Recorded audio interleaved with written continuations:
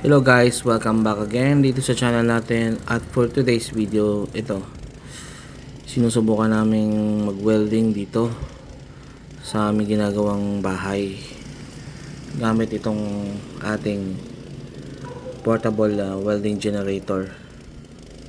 So meron tayo ditong si Purlings.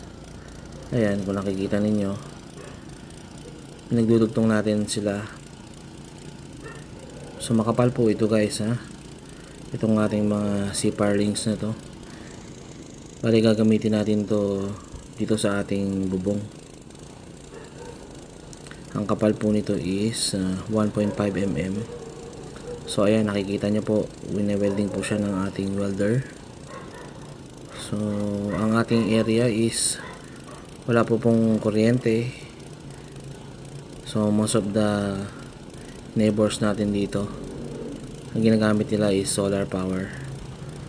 So hindi pa maabot ng linya ng kuryente dito, kaya ayan, ginagamit natin tong ating PK160A o Pilking. Ayan, PK160A, yan po yung model niya. So welding generator po ito. Ito ay 210cc na makina. Gasoline po siya, gasoline engine. So maganda naman po guys yung kanyang sunog o yung pagkaluto ng kanyang welding rod. So ang ginamit po namin dito na welding rod is yung ayan, portable po, pang portable welding. Okay naman po yung kanyang welding. So ayan, sinu-zoom out po natin. Ayan, maganda naman po sa aming experience. Kung gusto po ninyong mag-welding at wala po kayong source ng kuryente, so bili po kayo nito. Hindi po ako binayaran ni Pilking para i-endorse itong kanilang product, pero based on our experience, napakaganda po nito. Lalong-lalo na kung may mga projects kayo sa malalayong lugar na hindi pa abot ng kuryente.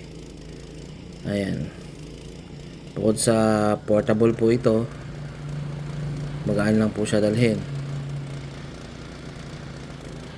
So pwede nyo isakay sa likod ng pickup or ilagay sa tricycle, kung ano man pong sasakyan ninyo.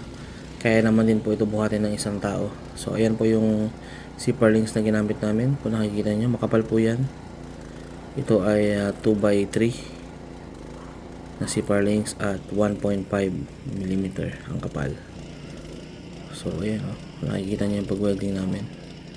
So full weld po yan. Sana po is nakatulong yung video na to sa inyo, nagkaroon kayo ng idea, at please hit the like button at pakishare na rin po. Maraming salamat. Hanggang sa muli.